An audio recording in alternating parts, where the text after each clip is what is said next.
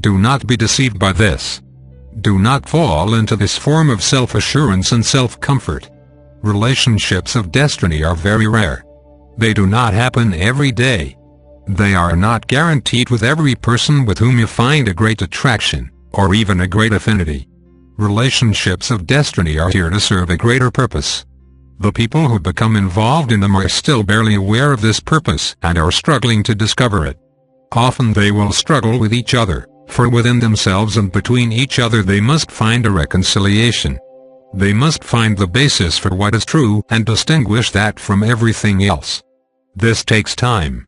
It is better that you do much of this work on your own before you meet each other, or you will not be able to join and participate.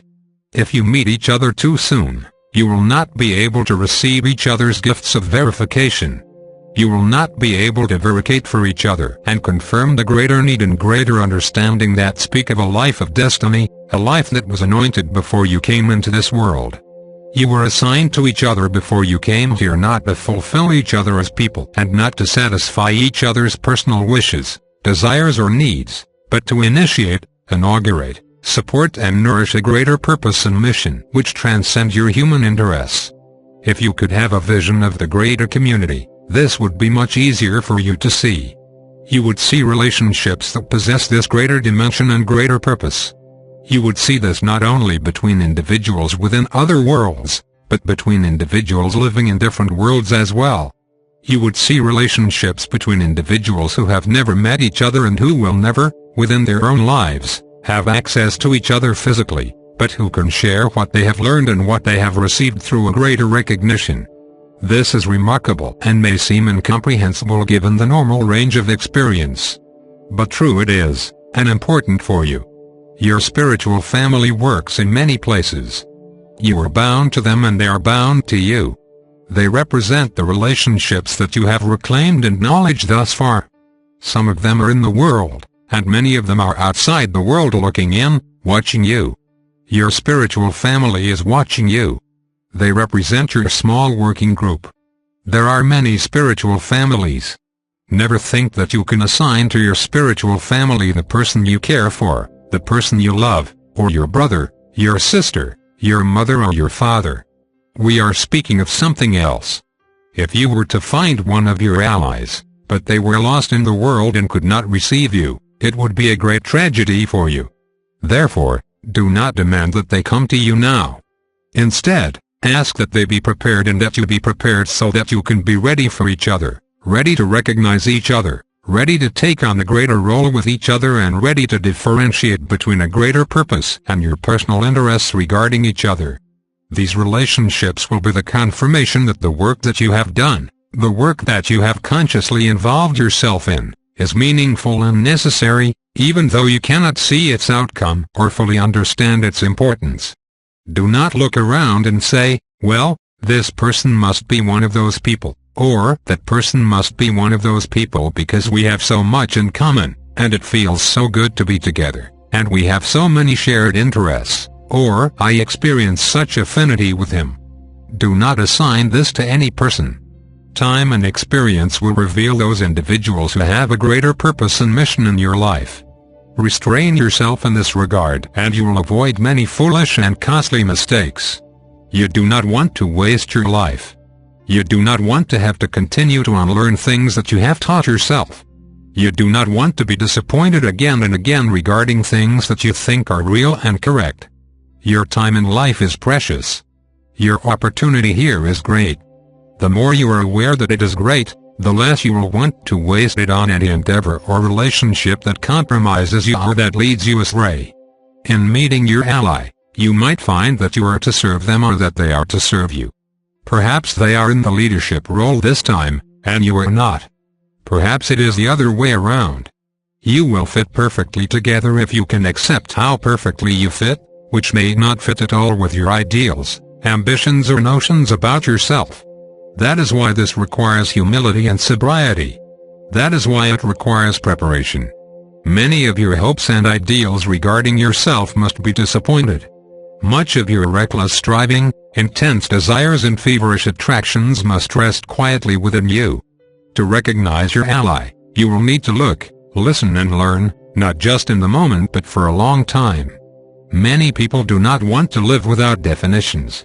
They want to have everything neatly explained and explainable. They want to have everything they are doing look very orderly, be connected to their past and be understandable. This will not work in these relationships. These relationships will be mysterious. They will often be very confusing. They may even generate tremendous conflict internally and between you, depending on how ready you are to recognize each other. What is important here is not getting to know the other person as much as it is getting to know the experience of true affinity. Yes, you will need to learn about their behavior, their idiosyncrasies, their liabilities and their difficulties. This is important. However, getting to know the experience of true affinity is getting used to having a relationship like this, which will make all of your other relationships seem very doubtful.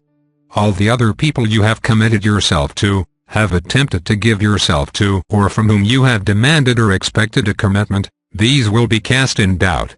What you thought you were going to do in your life, and all of your plans, schemes and goals will be cast in doubt. If you can allow this to happen, then a greater reality can become manifest within you. However, if you resist this or refuse it or fight against it, there will be tremendous conflict. It would be better, then, that you not meet each other at all. In order to find each other, you will need to work within yourself and within your life to clear the way. If you are married or in a committed relationship and have all of your plans, goals and securities tied together and then you meet your ally, everything else may fall apart for you. We will give you an example, one that you are perhaps familiar with. When Jesus found he had disciples, he needed only to call them and they joined him. This represented relationships of the great nature that we are speaking of. They did not join him because he was magnificent, or because he had unusual abilities, or because he was beautiful or sweet.